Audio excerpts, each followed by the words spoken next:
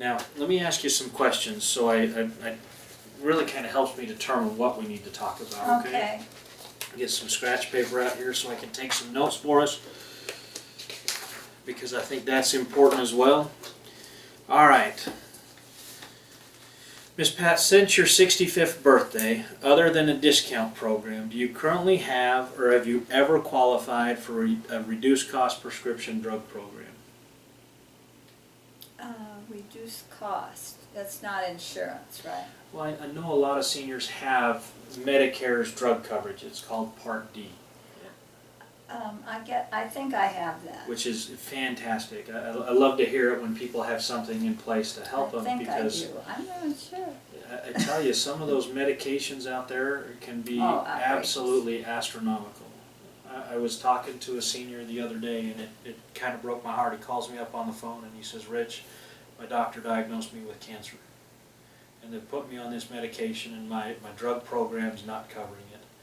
And I mean, when I say it was astronomical, it was $111,000 a year for that medication. Now, fortunately, with making some phone calls, we were able to find out for him that it was covered under a different part of Medicare.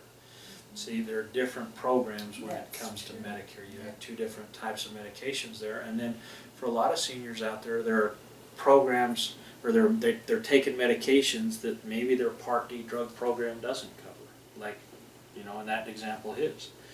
And then you have seniors that sometimes take, you know, 1 or 2 medications, and sometimes they take 8, 9, or 10, That's or 12 right. medications. Sometimes they're name brand versus generic. And what I see, unfortunately, a lot of times is seniors fall into this area where they have a couple of prescriptions that aren't covered. Yeah. And because they live on a fixed income, they have to try and make the hard decision about whether they buy medicine or whether they buy food. Mm-hmm. Can you see how that's hard with anybody on a fixed income? Of course. So we're going to go ahead and we're going to write that down as one of the concerns that we're seeing out there, prescription costs. Yep. Since your 65th birthday, do you currently have or have you ever qualified for reduced cost eyewear, dental work, denture repair or replacement, hearing aids, or vitamins? I have eye care covered, but not just exams. And I have some sort of discounted RX card that doesn't do much. And I think that's all. Okay. Oh, no, a discounted dental. Discounted dental? Yeah. Well, that's good. Yeah. You know, I've had a lot of seniors ask me, you know, why is it that Medicare doesn't cover those types of things? And, Right. you know, I hate to make light of it a little bit, but unfortunately when it comes to things like our eyes and our ears, sometimes, you know, it just doesn't come out right. But our eyes, our ears, and maybe our teeth, I think Medicare looks at it as once you turn 65, it was no longer important for you to be able to hear, see, or chew your food anymore. That's wrong. But, you know, I wear glasses, you know, I've obviously got them on, and they're expensive. You bet. And, you know, I was talking to a senior the other day, and she was explaining to me that she just got glasses a couple of weeks ago, and they were $500. Mm-hmm. And sometimes on a fixed income, I see a lot of seniors that'll tape their glasses, or they're missing a lens is broken, and, you know, they tell me that they have a hard time going and getting them because of the fixed income. Oh, that's true. Add on top of it dental. You know, you talk to folks all the time. Outrageous. And even for me, I broke a tooth not too long ago. About 2 months ago, I was eating a bowl of Frosted Flakes and bit into it and broke my tooth right off. I go to the dentist and he looks at me and says, "Well, that'll be $2,000 to fix it." Mm-hmm. I haven't gotten it fixed yet. For me personally, before I go through and spend, it's got to hurt first. Yeah. And it doesn't hurt. Now, my luck is come Friday at 5 o'clock, it's going to start hurting. Yeah, exactly. And I'm going to be forced to Be on the deal with it all weekend long. Yeah, yeah. But, you know, when we look at things like dental and eyewear and even hearing aids, They're outrageous as well. and forgive me for saying this, my wife tells me all the time that I need hearing aids, but sometimes it's just outright selective hearing. You know, I tell her all You're a guy, "Honey, aren't you?" I hear what I want to hear. But for seniors... That was my husband's Yeah, line. right? For seniors, sometimes, because of that fixed income, they have a really hard times with those types of things, you know. Anything to do with, and we're going to write this down. We're going to write down eyewear. We're going to write down dental. Pay for that. We're going to write down hearing. I can still hear. What was that? Thank God. What was that? You need to write Oh, down here yeah. for you. Well, that's why I've got it, right? Okay, and then even vitamins. You know, I didn't realize vitamins had become such a big thing when it comes to some seniors' health care. You know, I talk to seniors who either take a lot of vitamins or seniors who don't, but we're starting to see doctors now even go as far as prescribing vitamins to seniors to take, and unfortunately those aren't usually covered by Medicare. No. You know, so we're going to go ahead and write down that as some of the items that Medicare doesn't cover. Okay. You know, I think we can see how those are concerns for people on a fixed income. Oh, absolutely. Now, do you know if you're currently protected for things like emergency travel? No, I don't think so. Okay. I don't think I am. Okay, well, let me kind of explain that a little bit, because Medicare, if it's a medical emergency and you need to call 911 and get an ambulance to come out and pick you up, Medicare's going to take care of those types of things for people. Right. If they consider a medical emergency. So, bottom line is, if you're having a heart attack and Medicare feels like you could have driven yourself to the hospital while somebody's having a heart, they're probably going to make them pay the bill. I don't necessarily think that's fair. No. But it's not even that part of medical transportation. I was talking to a senior the other day, and he was telling me that, you know, they don't like the local hospitals. Okay, and it was up in Paris, Texas. His wife actually had a problem at one of the hospitals, and they had to amputate her leg because the hospital made a mistake. So he doesn't want to go back there. Yet when you call That's 911, serious. guess what? They're going to take you to the nearest facility. And so he gets her in there now, and now he'll absolutely insist that they transfer her somewhere else before they do anything with her. And I can't say I blame him. No. But at the same time, Medicare doesn't pay for the transfer. You know, if he asks them to fly her to Dallas or fly her to, you know, Tyler to Houston, you know, some of those helicopter rides can be in the tens and twenties of thousands of dollars. Yes. And for anybody on a fixed income, I think we would see how that could be a concern. So we're going to go ahead and write down emergency travel. Okay. I hadn't really thought about that. I always felt like I was covered. I don't think most of us do. Yeah. You know, and it's not just local stuff. You know, I talked to a senior not long ago. Him and his wife were in Cabo on a vacation, and you know, when they were down there on vacation, he had a heart attack. And before they would do anything at the hospital down there, he needed to come up with a large sum of money up front. He couldn't get transportation back to the United States because the airlines, the normal airlines, wouldn't take him in the condition he was in. You know, and so they kind of felt like they were stuck down there. So, you know, it's not that they were financially hurting, but when people ask for that kind of money, Oh, in a situation astronomical like that, amounts change everything. yeah, it's hard Yeah. for anybody. Yeah. So that's why we write down emergency travel. Okay. Now, since your 65th birthday, have you or anyone you know experienced any significant health insurance premium rate increases? Yes. Okay. And Me and everyone I you and know. everyone else. Well, and understand, everything's getting more expensive, you know, and I talk to seniors sometimes and they'll look at me and they'll tell me no. Well, let's face it, if healthcare costs are going up so rapidly and our coverages don't increase a little bit to offset that, something's going to give. But on the flip side of that, sometimes we see insurance companies go up so much, the seniors kind of get stuck to where they have to make a decision to get rid of their insurance. And it's really one of the riskiest things that I see a senior go through when they get to a point where they're actually getting priced out of coverage.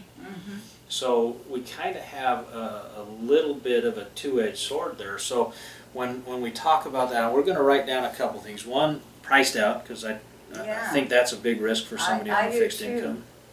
I do too. And the reason it becomes such a big issue is because, unfortunately, a lot of times when seniors get to that point, they've had a major medical issue, and guess what? Now they're unable to qualify. They're unable to qualify to get anything else to help them out. They're kind of stuck at the mercy of this insurance company. So we're even going to write down unable to qualify. Because remember I told you that in order to do anything about what people find out's going on, you have to qualify health-wise, and it's not easy. All right. Since your 65th birthday, have you or anyone you know ever changed health insurance coverage because of a premium increase? can't remember since my 65th birthday. You know, sometimes I have a problem remembering what I had at breakfast, so I get it. Yeah, I You know? actually, I don't think since my 65th, I just think I keep paying increases. Yeah. That's what I think. And I see seniors sometimes that, you know, are very loyal to what they have, and Yeah. they'll pay no matter what it is, and I think that's great. That's the way a lot of people are when I get done talking to them. But also I see seniors that almost every year, they're jumping from Looking, one yeah. insurance company to Pretty another, sure to mine's another, to been another. Consistent. And here's the thing, it's one of the riskiest things that I see a senior do. Make a decision as important as their health care Yeah. solely based on a dollar amount, Yeah, you know? but sometimes that has to be factored in all of our decisions.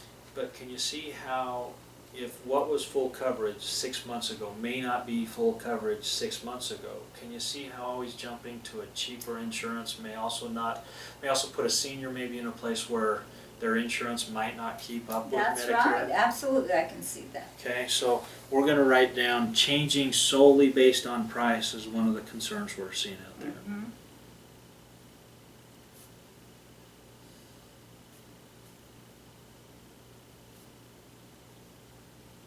Now, within the past year, have you had health insurance claims where Medicare was billed $20,000, $50,000, $100,000 or even greater? Past year, no.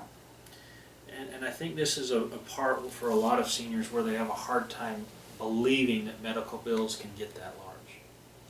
You know, in the last 18 months, I told you a little bit about my dad. Well, in that 18-month time period, to fight cancer and the kidney dialysis and everything you went through, I added up all the bills and it was a little over $2.6 million.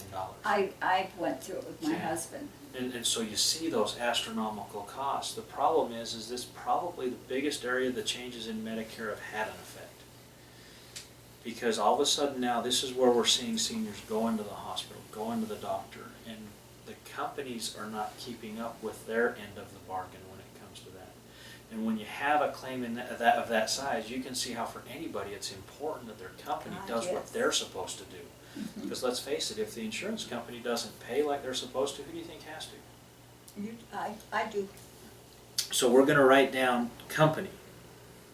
Okay. Now, do you know if your health insurance coverage has ever lowered its benefits or changed the I'm pretty benefits? sure it's it hasn't lowered Okay. anything. And changing, I'm not aware of any major changes. That's good. That's good.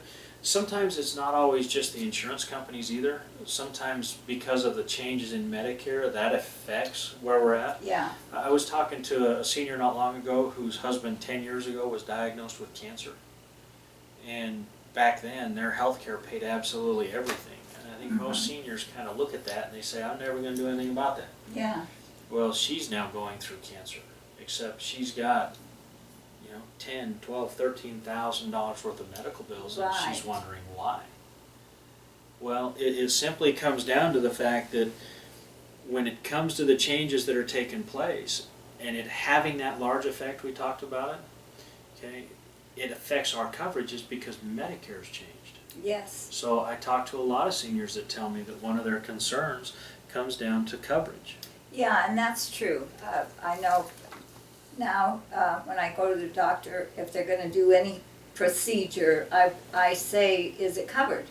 Because you don't know anymore. Because of everything you're hearing. Right? Exactly. So it's a concern for everybody, I Yeah, think, out there yeah. on fixed income. Now, do you know if all doctors and hospital that accept Medicare, including our specialty providers, accept your current company's coverage? I don't know that. And I think a lot of seniors are concerned there too, because a lot of times we've got insurance I assume companies. that. It'd be nice, right? Yeah. I know when I get sick, I want to be able to go anywhere I want Well, to go. sure. Here's my card. Take care of me. Yeah, and imagine being a senior, when you walk up to the counter and you sit your card down on the counter, all of a sudden having the insurance company say, oh, I'm so sorry, we don't take that one anymore. And it's not just that insurance companies are getting kicked out of doctors and hospitals, but we even have some insurance companies starting to tell seniors where they have to go. And I hate to say it this way, but I don't think that's fair. Well, I don't think it's fair either. You know, I look at myself, I don't know what I'm going to get sick with. No. And all of a sudden stop or not being able to use some of the doctors that I may have to use in the future. Man, to me, that's kind of crazy. That's scary.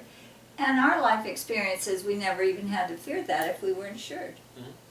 So a lot longer than you, my expectation is So I'm gonna get care with, obviously, yeah. you're seeing how the changes in Medicare Mhm. have an effect Mhm. on certain areas. And Yeah. like I said, I think when it comes to the choice of doctor and hospital, huge. we're going to write that down as well. Mm-hmm. Now, do you know if it's possible for insurance companies to cancel a senior's coverage under certain conditions? I don't know. Here's the thing, most healthcare is not allowed to cancel a senior out of their coverage. However, there are a handful of companies out there that can. Really? And we hear on the news all the time about how a group of people got canceled out of their health insurance. Oh, yeah. We've even heard about total companies getting rid of their insurance altogether for things like their employers, and all of a sudden it's out of the senior's hands. They get canceled out of their coverage, and the next thing you know, they're scrambling to try and find something else. And for me personally, if I were sick and all of a sudden I got this letter that said I'm getting canceled out of my insurance, it would be a huge issue for me. Oh, absolutely. And so I think we're going to write down here, we're going to write down conditionally renewable. We've got an awful long list here. Things I haven't even thought about. I think you're not a whole lot different than most seniors that I talk to. When it comes to these areas, they're obviously pretty important to people. Yeah. You know, I know when I talk to my mom about this type of stuff, when I talk to my dad about this type of stuff, it was apparent it was important to them as well. It's an eye-opener. So, what do you think people hear or people think of when they hear the words final expenses? Funeral. Absolutely. And really, it kind of amazes me because I think the actual funeral costs are one of the smallest parts of what I would consider true final expenses for someone. I'll give you a little bit of an example. My dad passed away in September. My mom, my parents still at that point had a house payment. And when he passed away, I think it would have really bothered him if he would have known that him dying in September would have cost her home in December. Okay, so, and here's why it happens.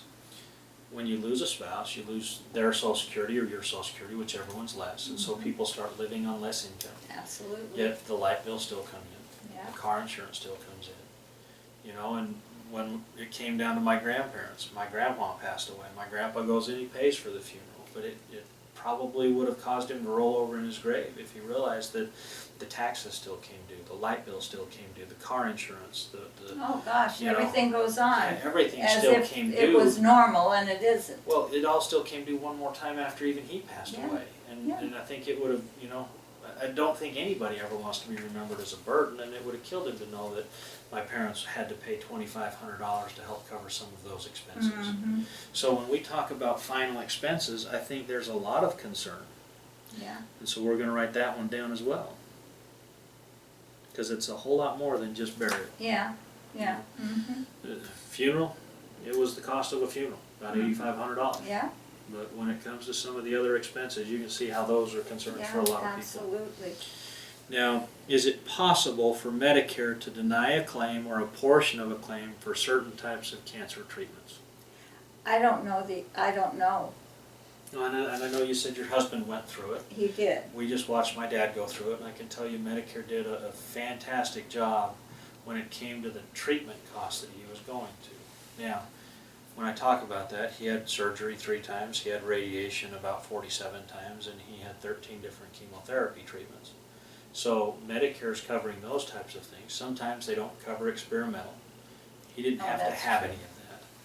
But it breaks my heart to hear about stories about seniors sometimes having to drive back and forth and not being able to afford to get their treatments. And I never understood that until my dad had cancer. There was a point, probably the last 6 months of his life, that he had 16 doctor visits every single week.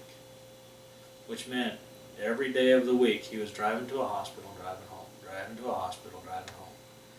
And for him, he was fortunate. He lived about 3 blocks from the facility.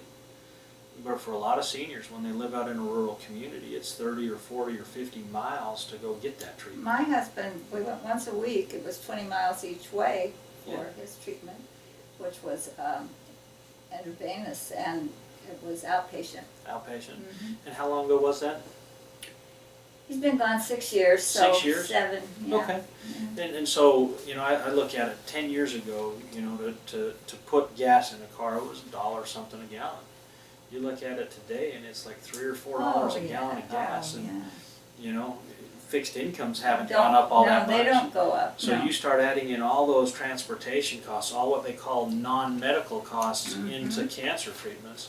And that's why I say, a lot of seniors that I talk to, unfortunately, they can't afford to go and get their treatments. Sometimes we have 3 doctor's appointments a day. Yeah. I mean, you're going here, here, here, here. Yeah. Yeah, I mean, it is very costly So to you be can- ill. Yes, And you can see how the cost of cancer can be a concern for someone. absolutely. Well, obviously, there's a lot on the list, from, No prescriptions to eyewear, to dental, to hearing vitamins, emergency travel, being priced out, unable to qualify, changing solely based on price, company, coverage, choice of doctors, hospitals, conditionally renewable, final expenses, and cancer. And I think for a lot of people, kind of like you said, this is an awful lot to talk about. It is. And so what I'm going to do is I'm going to kind of break it down and condense it into 4 simpler areas sometimes to talk about. Okay. The first one being coverage. I think you're like most seniors that I talk to, in the fact that you just want to make sure that you've got full coverage going I do. forward, right? Yep, Pretty fair statement? yep. You want to make sure that the company you're working with is also doing what's right by you, Absolutely. meaning And they're how do I know that? paying the bills. Well, I do a lot of research on this stuff, and so we'll talk about it, but like I said before, I won't say anything I can't back up with third-party documentation. Okay, But I know the company's important to you. You want to make sure they're doing what's right by you. You want to make sure that they can never cancel you. That's called conditionally renewable. yes.